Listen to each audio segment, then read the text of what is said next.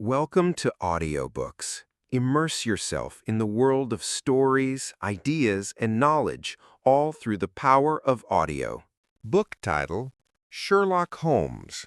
Chapter 1. A Fog Over Baker Street. London, in the autumn months, is unlike any other place upon earth. The city seems to wrap itself in its own cloak of mystery, the very air thick with dampness and intrigue. The fog, drifting in from the Thames, curls and creeps along the cobblestones, swallowing lamplight and muffling the echo of carriage wheels. I often thought, as I stood by the window of Baker Street, that such a city was built for men like Sherlock Holmes, men who thrive in shadows, who hear meaning in whispers, and who find clarity where others see only obscurity. On this particular evening, I sat by the fire with a newspaper neglected in my lap. Holmes, ever restless, paced the length of our sitting room with hands clasped behind his back. His eyes, sharp and gray, were fixed upon nothing in particular, yet I knew well enough that his mind was racing leagues beyond mine. From time to time he would pause, glance at the clock, then resume his pacing, as though awaiting some inevitable disturbance. "London is uneasy tonight, Watson," he remarked suddenly. I folded my paper. "Uneasy, Holmes? To me it seems like any other night, damp, dreary, and full of fog." "Precisely," he exclaimed, his thin lips curving into the faintest of smiles. "It is on nights such as these that the city's secrets are most likely to emerge. Darkness is a friend to the criminal class. Somewhere, at this very moment, some man is laying a plan which, by tomorrow, will find its way to these rooms." His prophecy proved uncannily true. Scarcely had he resumed his pacing when the bell rang below. A moment later, Mrs. Hudson ushered in a figure so cloaked in agitation that at first I scarcely recognized him as a gentleman. His coat was damp with mist, his eyes wild, and his hat crushed in trembling hands. "You must forgive this intrusion," the man stammered, "but I was told, indeed, I was assured that Mr. Sherlock Holmes takes interest in matters where the police will not." Holmes regarded him keenly. "Pray, take a seat, sir. Your case has already introduced itself before you spoke a word." The stranger looked bewildered. "How could you know?" "The stain upon your cuff speaks of ink used in government offices," Holmes observed smoothly. "The tear in your gloves suggests you left your dwelling in haste. The fact that you stand before me at such an hour confirms that your trouble is urgent and of no ordinary nature. I should hazard that you are employed in Whitehall, and that your difficulty concerns not only your own peace of mind, but perhaps the safety of others as well." The man's face blanched. "You are correct in every particular. My name is Arthur Penrose. I am a clerk in the Foreign Office. 3 nights ago, a colleague of mine, Mr. James Ellsworthy, vanished without explanation. His rooms were undisturbed, his belongings intact. All that remained was this." From his coat he withdrew a crumpled scrap of paper upon which was scrawled a line so strange that it sent a shiver through me. "The truth lies buried beneath the fog." Holmes took the paper between long fingers, studying the handwriting, the texture, the faint watermark visible when held against the lamp. His eyes glinted with the satisfaction of a hunter who scents his quarry. "A curious note indeed," he murmured, "and I fancy, Mr. Penrose, that your colleague's disappearance is but the first ripple of a far larger disturbance upon the waters. Watson, I believe we shall soon have employment worthy of our energies." I confess my heart quickened at his words. For all the dangers that attended Holmes's pursuits, I could never resist the thrill of a new case. Outside, the fog pressed against the windows like a living thing, and within, in the warmth of Baker Street, the first threads of mystery had begun to weave themselves into a tapestry only Holmes could unravel. Chapter 2. The Unsettling Visitor. Arthur Penrose sat stiffly in the chair opposite Holmes, his hands clasped tightly together as though he feared they might betray him. The glow of the fire softened little of his pale and anxious face. He had the look of a man who had carried his burden alone for too long, and now, in unburdening it, felt both relief and fresh dread. "Tell me, Mr. Penrose," Holmes began, his voice calm yet compelling, "how exactly did your colleague disappear?" Penrose moistened his lips. "That is what confounds me, sir. Mr. James Ellsworthy was a man of regular habits, reserved, punctual, and precise. On the evening in question, he left the Foreign Office at his usual hour, carrying with him no papers, only his walking cane and hat. He was last seen entering his lodgings in Duke Street. By the morning, he was gone." "Gone?" Holmes echoed. "Without luggage, without farewell, and without a trace?" "Exactly so. His landlady claims his bed was unslept in, his supper untouched, yet his watch, his books, even his banknotes remained upon the desk, as though he had stepped out into the night and dissolved into the fog itself." I could not help but lean forward. "And the note you showed us, was it left in his rooms?" Penrose nodded. "Folded neatly upon the blotter, no signature, no indication of origin. The police examined it, muttered something about an overworked imagination, and dismissed it outright, but I cannot.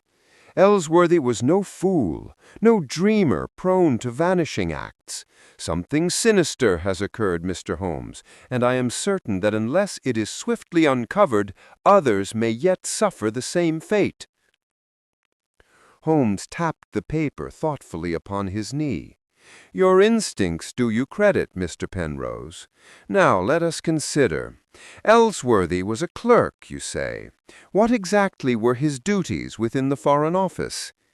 Penrose hesitated. "He was assigned to handle classified correspondence, translations, draft memoranda, and the like. Nothing that would attract undue notice, yet material of no small importance."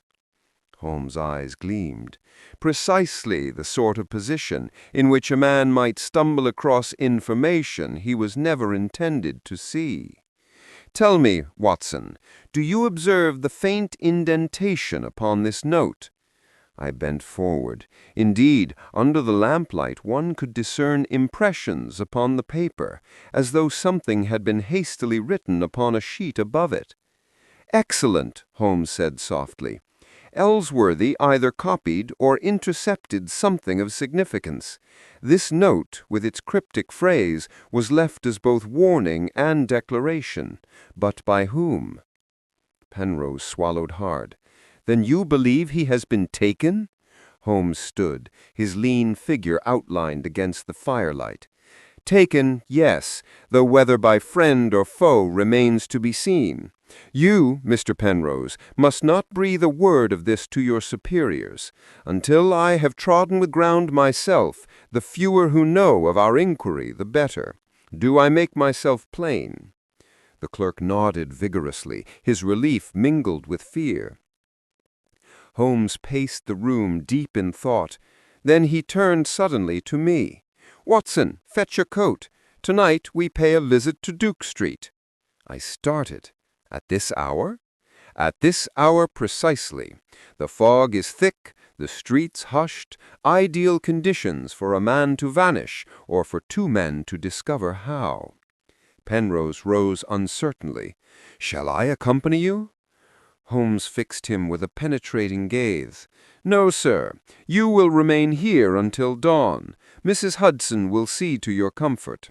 Your face, pale with worry, is too conspicuous for a night's errand. Leave this matter in our hands." With that, Holmes snatched his Inverness cape from its hook, his hat already tilted at the familiar angle. His violin lay forgotten in the corner, the evening's music sacrificed to the hunt. And so it was that moments later I found myself once more at his side, stepping into the thick London mist. The lamps glowed faintly like watchful eyes, the cobblestones slick beneath our boots. Holmes strode ahead with that peculiar energy which seized him whenever a case was fresh, his keen gaze slicing through the fog, as though it were mere gauze. For myself, I confess I felt a chill of apprehension. Somewhere in the city, James Ellsworthy had walked into darkness and never returned. What hand had spirited him away, and to what end, I could not know. But with Sherlock Holmes beside me, I dared to hope that even the deepest shadows of London would yield their secrets. Chapter 3. The Shadow in Whitehall. The following morning dawned grey and heavy, the fog of the previous evening lingering like a reluctant guest. Holmes and I, having returned in the small hours from Duke Street with more questions than answers, wasted no time in resuming our inquiry.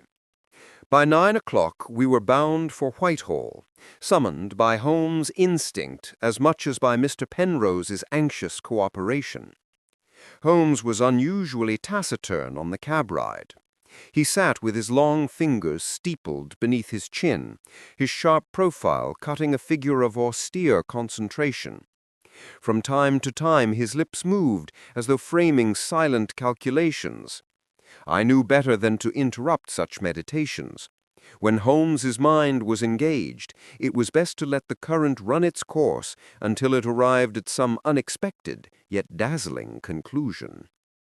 Whitehall, with its solemn stone buildings and endless bustle of clerks, officials, and messengers, presented itself as the very seat of order and authority. Yet Holmes, stepping lightly from the cab, cast a glance at the massive facades and muttered, "Here, Watson, lies a labyrinth as treacherous as any alley in Limehouse."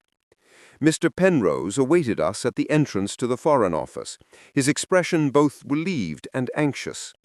After the necessary introductions, he guided us through corridors lined with ticking clocks and the faint rustle of documents being borne from one chamber to another.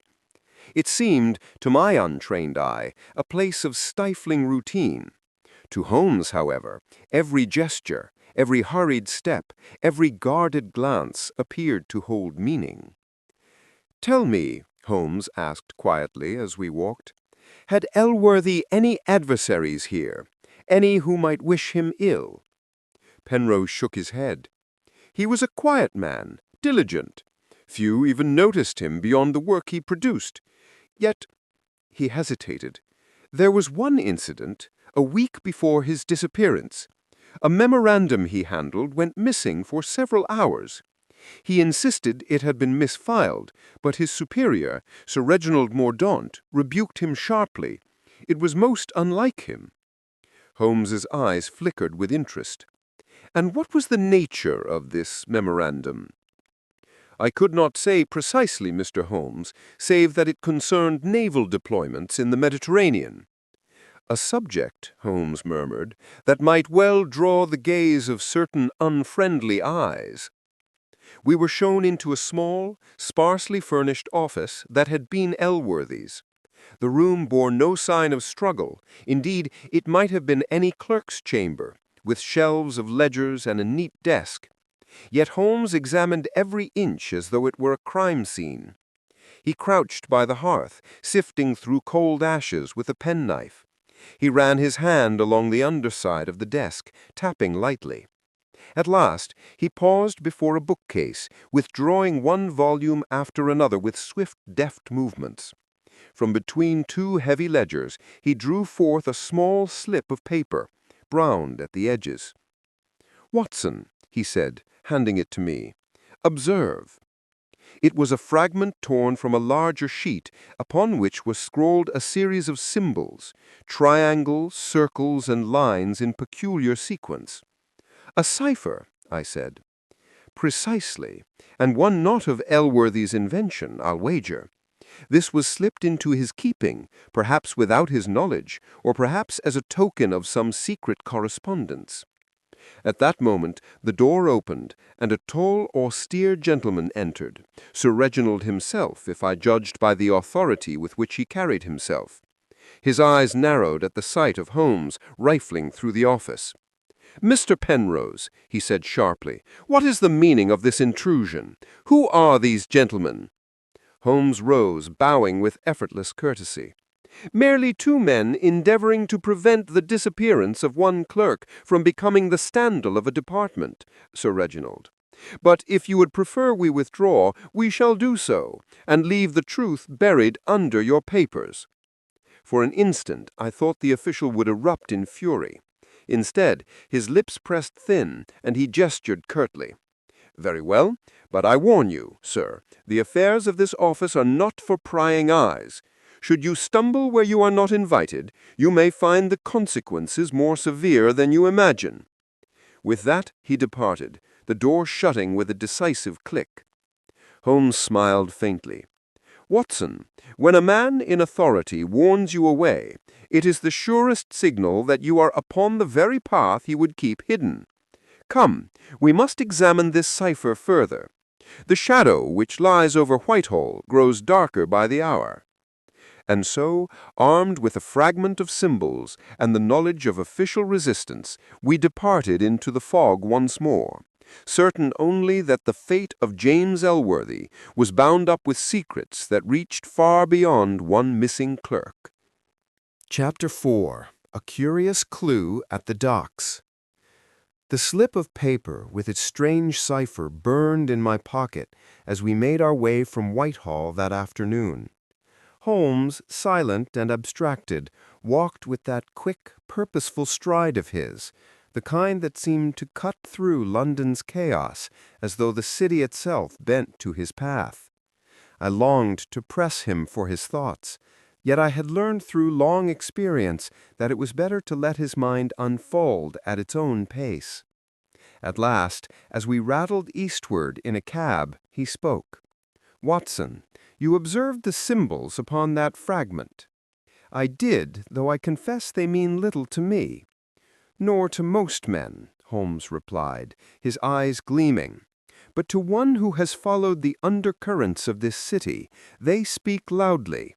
It is a cipher long in use among certain societies that flourish in the shadows, smugglers, blackmailers, and worse. And where does one find the spoor of such creatures? Why, at the very veins of London's commerce, the docks." Thus it was that, before dusk, we found ourselves among the warehouses and wharves of the Thames. The air was thick with the smell of tar and salt, the cries of gulls overhead mingling with the shouts of stevedores and the groaning of ships at anchor. Fog drifted low across the water, swallowing the outlines of vessels until they loomed suddenly like ghosts. Holmes moved as though every detail were of consequence, pausing to observe a torn poster on a warehouse wall, stooping to inspect the muddy imprint of a boot near a crate, noting the faint smear of chalk on a doorframe. To me it was a scene of confusion. To him it was a page upon which the city's secrets were plainly written. "Here," he said, at last, halting before a narrow alley between two warehouses.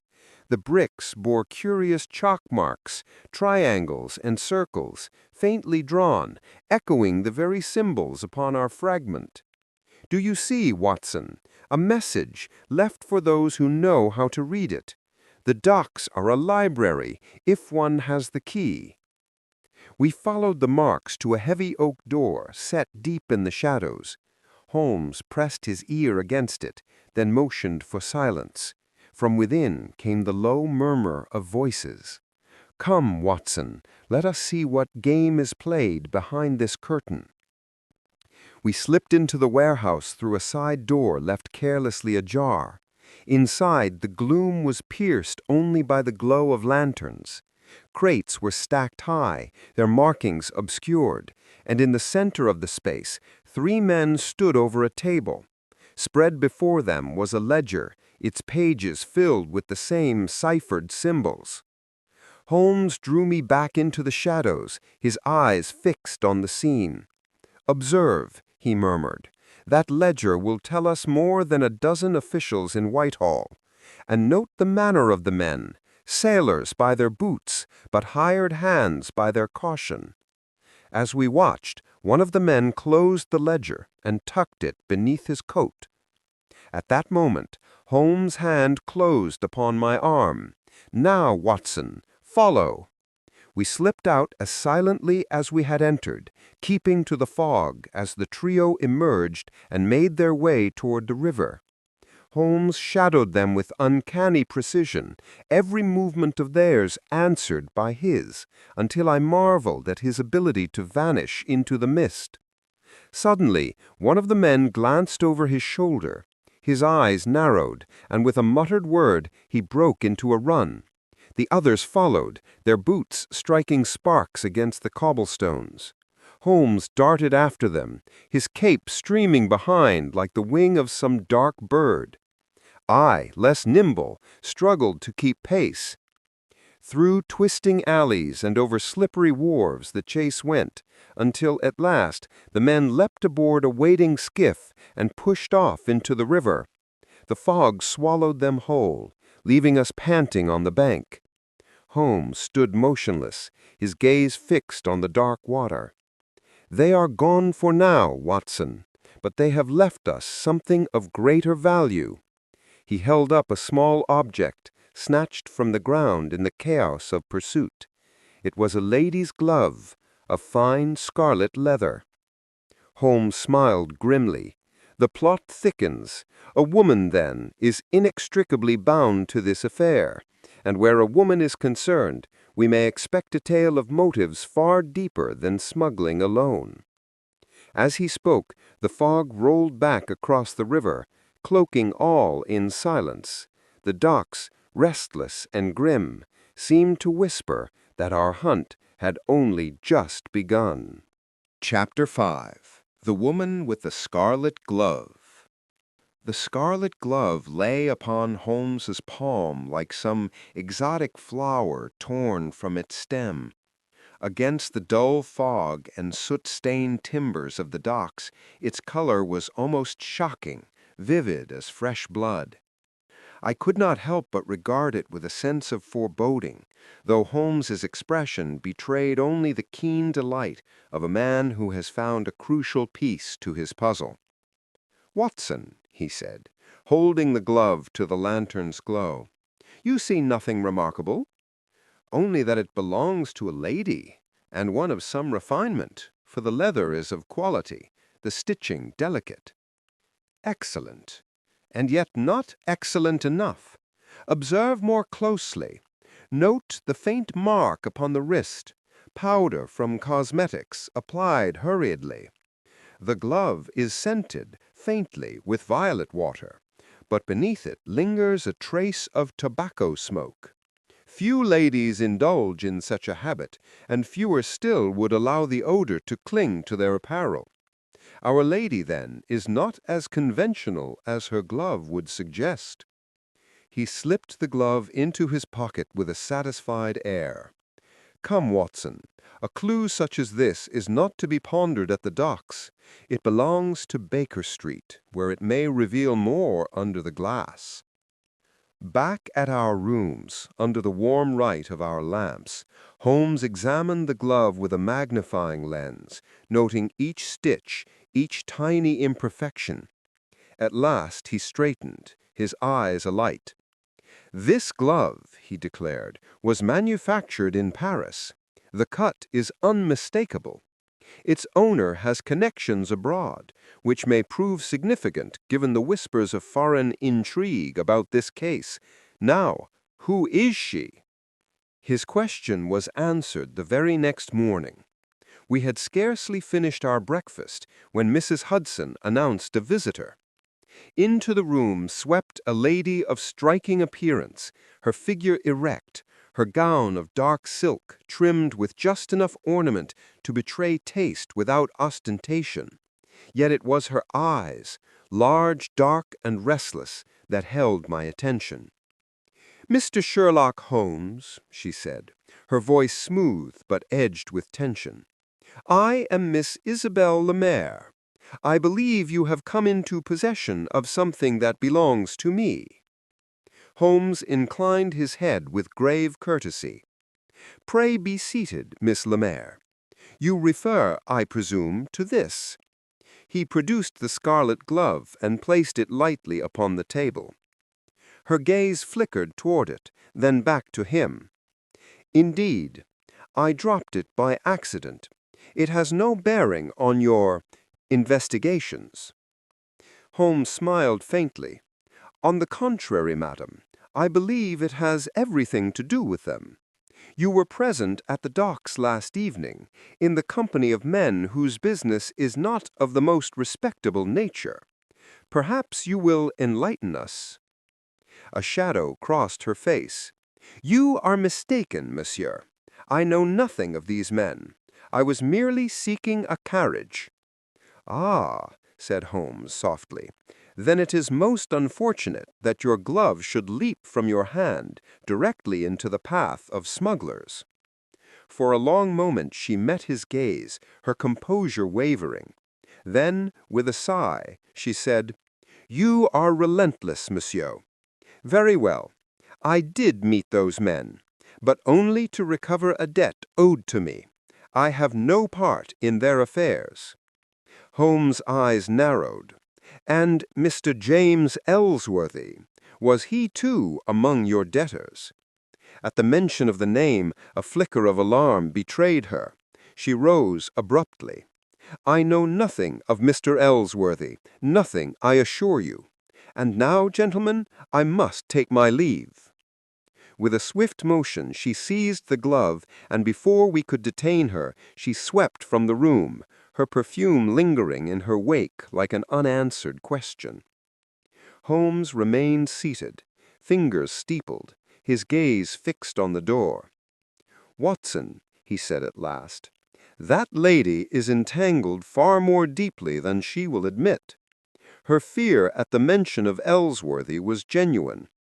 Whether she is victim or occupant remains to be seen. But mark me well, the scarlet glove has led us into a labyrinth of greater depth than I anticipated." I nodded, though uneasily. For all her elegance, Miss Lemaire's presence had filled me with misgiving. There was danger in her silence, and danger, too, in the secrets she clearly guarded. Holmes, however, seemed invigorated. He reached for his violin, and as the haunting notes filled our sitting-room, I could not shake the image of the woman's dark eyes, nor the certainty that she would return, bringing with her either revelation or ruin. Chapter 6. A Deadly Game of Codes. The glove was gone, but the questions it raised lingered in our rooms like smoke that refused to clear. Holmes, however, wasted little time in speculation. He turned his restless energies toward the ciphered fragment we had found in Ellsworthy's office, spreading it across the table with his magnifying lens, notebook, and a pile of old references. For hours he worked in silence, the scratching of his pen the only sound apart from the occasional creak of the fire. I sat nearby, pretending to read, though in truth my eyes strayed constantly toward him, curious to witness the slow unraveling of the mystery. At last he spoke. "Watson, you recall the symbols, triangles, circles, and lines? They are no random scribbles. They form part of a substitution cipher, one I have encountered in certain smuggling rings along the coast. See here. Each triangle corresponds to a number, each number to a letter. But the ingenuity lies in the shifting key. The code changes with each new entry." I leaned over his shoulder as he filled the margin of his notebook with symbols and letters. Slowly, the gibberish resolved into words. "Thursday, Limehouse Dock, shipment prepared, red ledger to be delivered." Holmes sat back with a grim smile. "There, Watson, is our lodestar. This cipher is not merely a record, but a system of communication. The dockside ledger is their register of illicit dealings. More importantly, it is the very same volume we saw in that warehouse, carried away by those three men. If we secure that ledger, we hold the thread that will unravel this entire web. I could not help but remark, and perhaps Miss Lemaire knows more of it than she admits. Undoubtedly, but she will reveal her truth in time. For now, our task is to anticipate where the next message will be left. These men favor the press as their unwitting accomplice. Short advertisements, innocuous to the public, yet clear to those with the key. We must scour the morning papers. Thus began a curious ritual. Each dawn for several days, Holmes acquired every newspaper within reach and dissected the small advertisements with the care of a surgeon at his table. I confess I grew impatient. The notices seemed to me nothing more than the usual tedium: missing dogs, rooms to let, inquiries for governesses. Yet Holmes would pause, smile faintly, and mark one in his notebook. At last he thrust the paper toward me. "There, Watson. A parcel awaits the Crimson Hand, Thursday at 9, Tower Wharf. To you, Watson, a piece of nonsense. To our adversaries, an appointment written in plain sight. And do you not note the words Crimson Hand, a sly allusion to Our Lady with the scarlet glove?" That evening found us once more upon the river's edge, the fog drifting low across Tower Wharf. Holmes, ever cautious, had disguised himself in the garb of a rough sailor, while I did my best to assume the aspect of his companion. We concealed ourselves behind a stack of crates, waiting. At precisely 9, a figure emerged from the mist. It was Miss Lemaire herself, her cloak drawn tightly about her. She glanced about nervously, then raised her hand, gloved once more in scarlet. From the shadows, two men approached, one bearing a small package bound in twine. Holmes gripped my arm. "The ledger, Watson." The exchange was swift, furtive. Miss Lemaire accepted the parcel, spoke a few hurried words, then turned to leave. But before she could vanish into the fog, Holmes stepped forth, his voice clear and commanding. "Madam, I must insist that package does not leave your hands." Her cry of alarm rang out, and in an instant the two men sprang upon us. What followed was a struggle both fierce and confused. I grappled with one, his fist striking wild in the darkness, while Holmes, with an unexpected vigor, engaged the other. The fog, the shouts, the crash of crates, it was chaos embodied. At last the men broke free and fled into the night. But Miss Lemaire, however, remained, the parcel clutched desperately to her breast. Her eyes, wide with fear and defiance, met Holmes' unwavering gaze. "You do not understand. This is not what it seems. If you take it, you condemn him." "Condemn whom?" Holmes demanded. But before she could answer, a whistle shrilled from the river, and in the distraction, she slipped from our grasp, vanishing like a phantom into the fog. Holmes stood motionless, his breath quick, but his eyes alight. "Watson, the game has reached its most perilous stage. We are no longer mere observers. We are players, and the stakes are nothing less than a man's life." Chapter 7. The Chase Through London Fog. London has always seemed to me a city of masks, yet never more so than on that particular night. The fog rolled thick and heavy across the streets, a pall so dense that the very gas lamps glowed like blurred halos. It was in such a murk that truth and falsehood alike found concealment, a circumstance most favorable to our quarry, though less so to us. Holmes and I had returned from Tower Wharf with neither the ledger nor Miss Lemaire, though the taste of pursuit was still in our blood.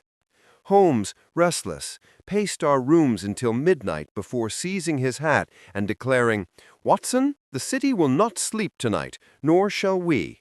The ledger has changed hands. I must learn into whose." We ventured once more into the fog, guided by Holmes's uncanny instinct rather than any visible trail. He had a knack for following not prints nor scents, but the very pattern of events, that subtle chain invisible to most men. It led us first to the warren of alleys off Fleet Street, then onward to the labyrinth of lanes near the Strand, where the fog lay thickest and the river's damp breath clung to the very stones. It was there we heard them, the quick, furtive steps of men ahead. Holmes raised a hand for silence, and we stole forward until vague silhouettes loomed before us. One carried something bulky beneath his arm. Even through the shifting fog, I felt sure it was the parcel Miss Lemaire had clutched. Holmes quickened his pace. "Come, Watson, they are heading east." The figures, sensing pursuit, broke into a run. What followed was a chase through the very veins of London, over slick cobbles, past shuttered shops, through arches that echoed our pounding footsteps. The fog magnified each sound, the clatter of boots, the rasp of breath, the distant call of a watchman. More than once I nearly lost sight of Holmes altogether, for he darted ahead with a swiftness that belied his lean frame. His cape streamed behind him, his eyes sharp even in the haze, as though he were guided by some instinct keener than sight itself. At last the fugitives turned into a narrow lane leading toward Covent Garden. The glow of a lantern revealed their faces briefly, rough men, hard-featured, with the look of sailors. One glanced back, his eyes flashing with alarm as he saw how close Holmes had come. "Stop, or I fire!" I shouted, though I had no revolver to back the threat. Still it seemed to lend urgency, for the men swerved suddenly and vanished through a side door. Holmes sprang after them. I followed, nearly tripping as I stumbled into darkness. We found ourselves within a vast, echoing warehouse, its emptiness broken only by stacks of crates and the faint glimmer of a skylight overhead. The air smelled of hemp rope and stale river water. "They are here," Holmes whispered. As if in answer, a crate shifted. Then came the rush of movement. One man lunged at Holmes, another at me. I was thrown against a wall, the breath driven from my lungs. Yet the surge of danger lent me strength. I grappled with my assailant, fists striking, his coarse breath hot against my face. Holmes, for his part, fought with surprising vigor. With a swift motion, he twisted his attacker's wrist, sending the man sprawling. "The ledger, Watson!" he cried. Indeed, the bulky parcel had fallen in the scuffle, sliding across the floor. I reached for it, but the second man, with a curse, snatched it up and bolted for the door. We gave chase once more, bursting out into the fog-shrouded street. Yet this time fortune deserted us.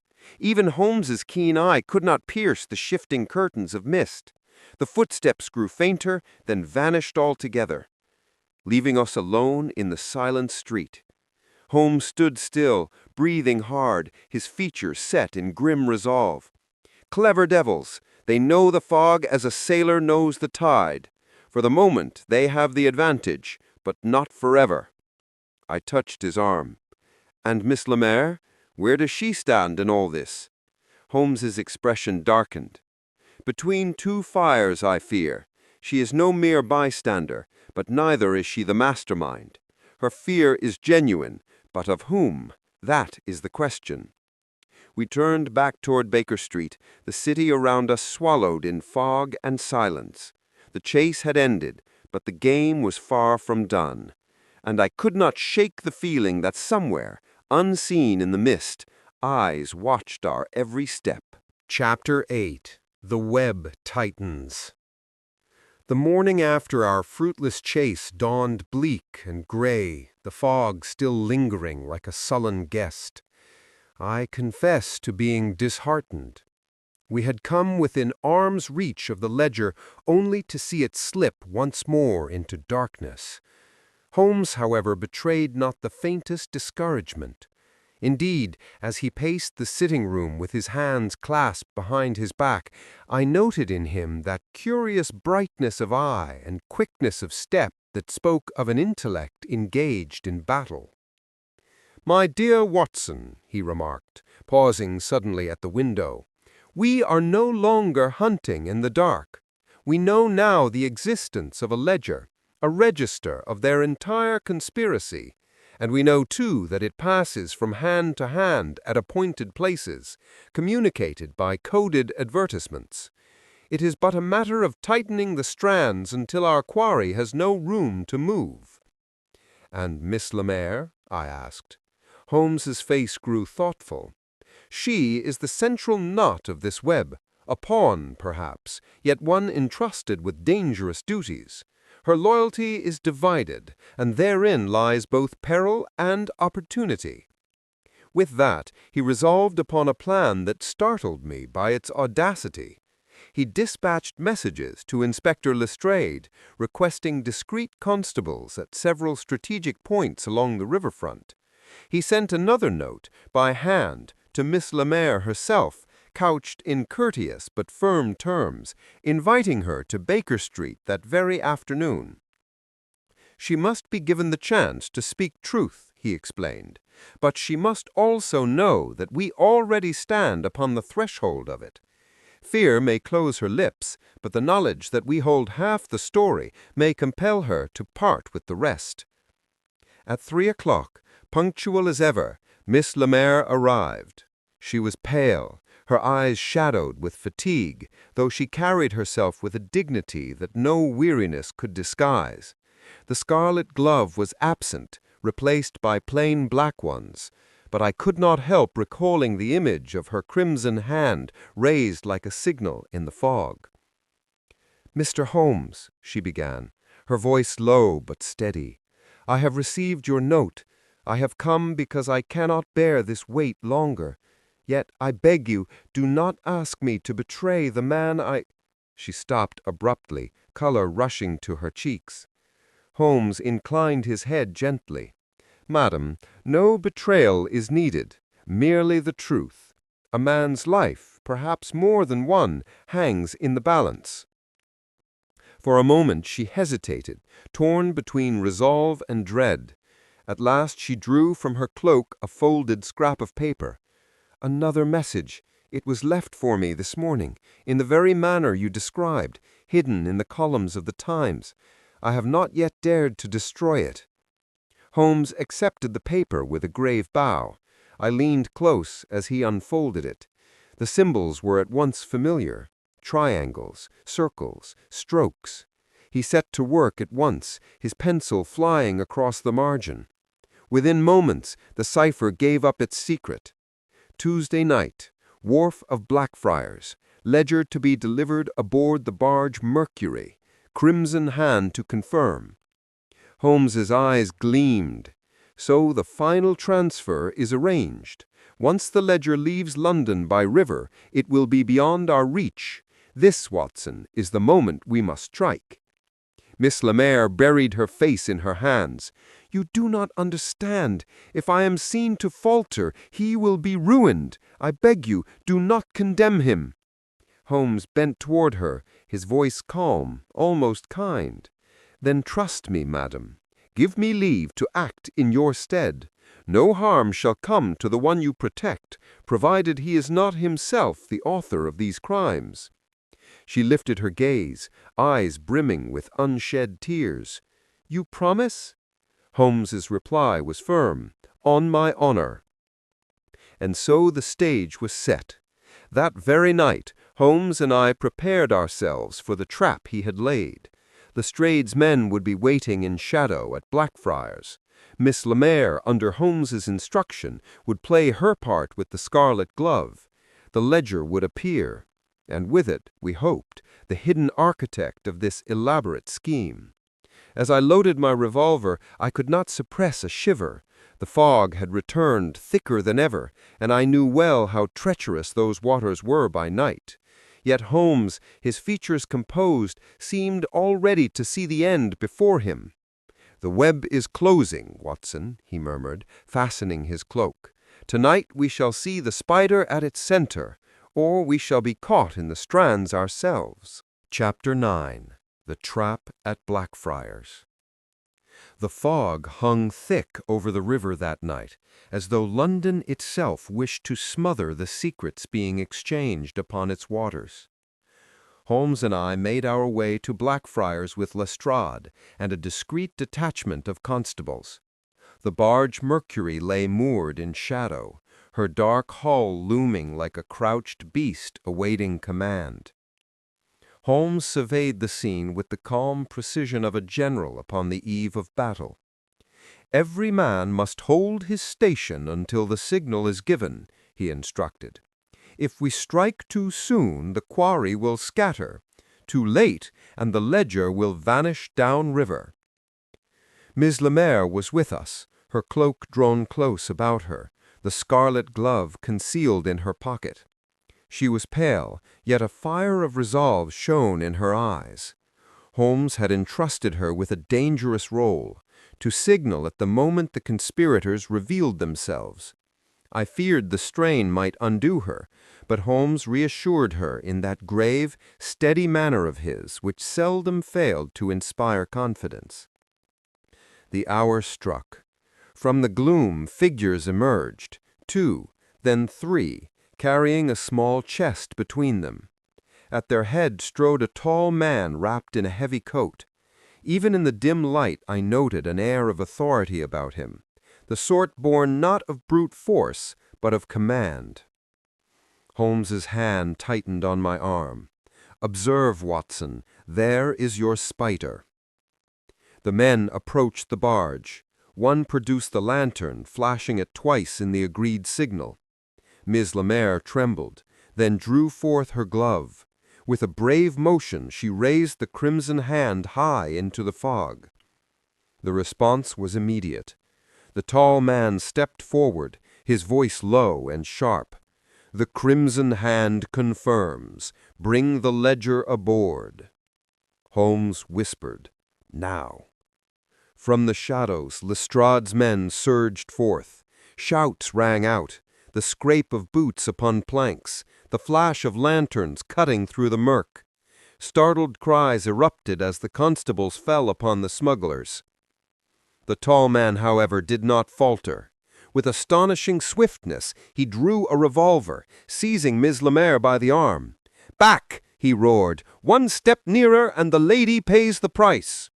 I raised my pistol, but Holmes's hand shot out to restrain me. His gaze was fixed keenly upon the man, his mind racing with silent calculation. "Release her, sir," Holmes said, his voice calm, yet carrying through the chaos. "Your quarrel is not with her." The man laughed coldly. "Not with her? She has betrayed us all. Did you think I would not know?" He pressed the muzzle to her temple. "One more move and—" But in that instant Miss Lemaire herself acted. With sudden ferocity, she wrenched her arm free and struck his hand aside. The revolver discharged, the shot echoing like thunder over the river.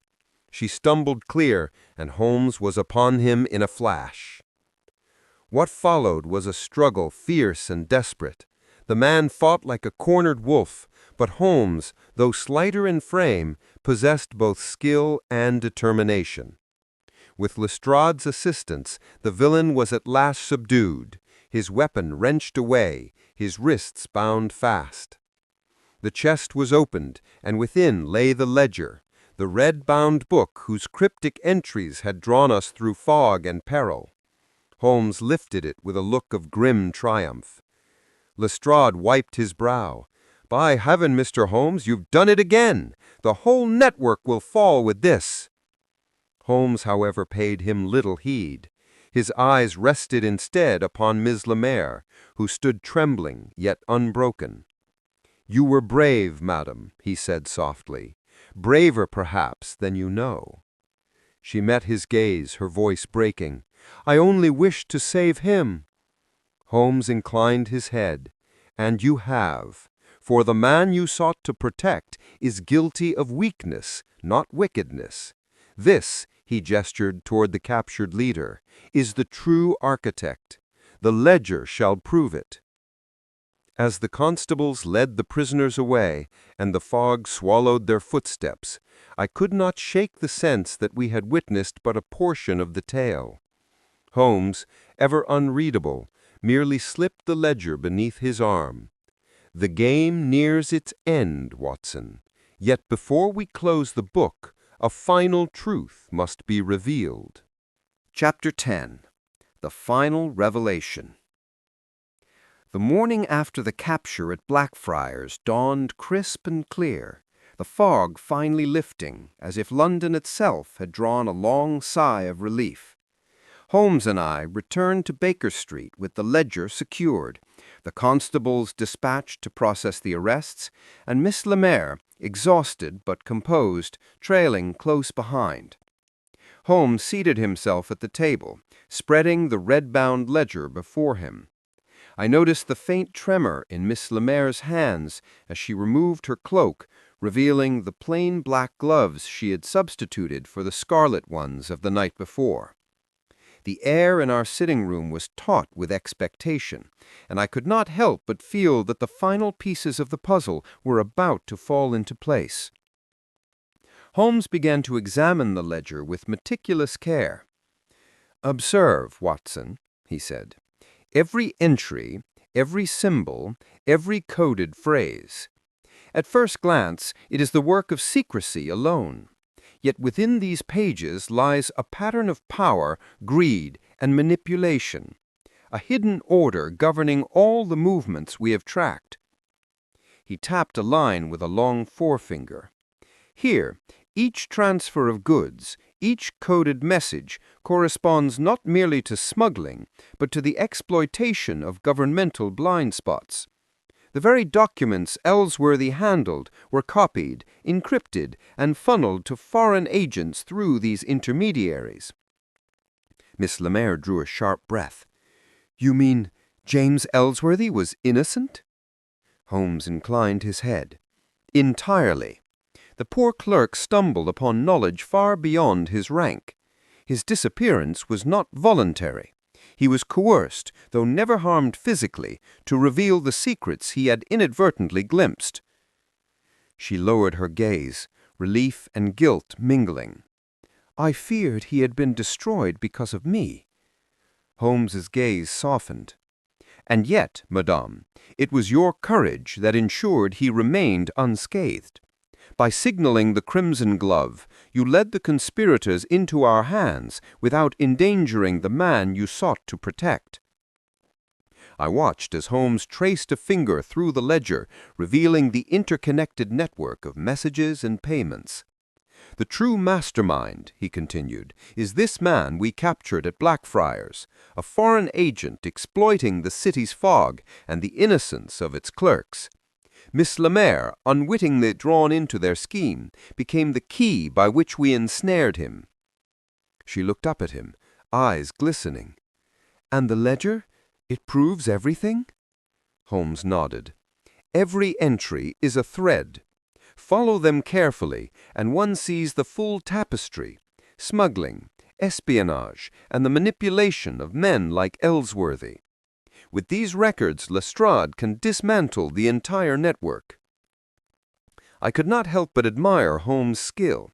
In his hands, chaos became clarity, fear became revelation, and danger transformed into triumph. The ledger, once a mysterious enigma, now revealed the truth in a pattern both precise and devastating. Holmes leaned back in his chair, steepling his fingers once more. "Watson, you may wonder why I allowed events to proceed as they did, permitting the chase, the fear, and the risk. The answer is simple: to observe human character. Courage, duplicity, fear, and loyalty revealed themselves most vividly when tested.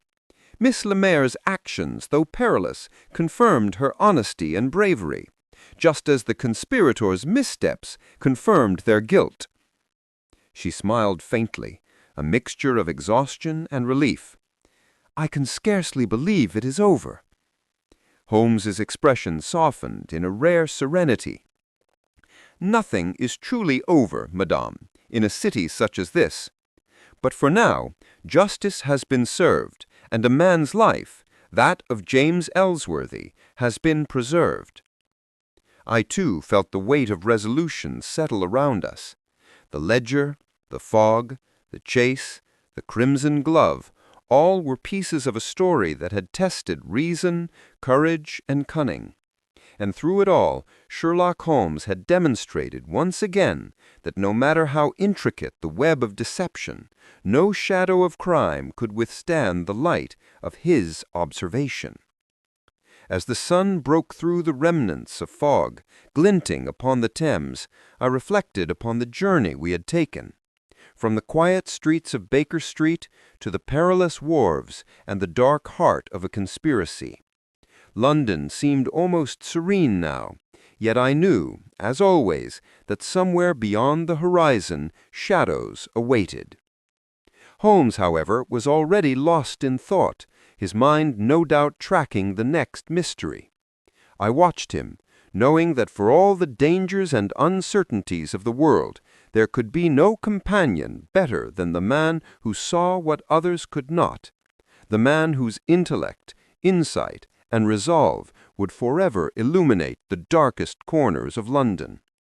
And with that, the final revelation was ours, and the case of James Ellsworthy, the Scarlet Glove, and the shadowed conspirators reached its close, though, as ever, the city of London remained the labyrinth of secrets awaiting the keen eye of Sherlock Holmes.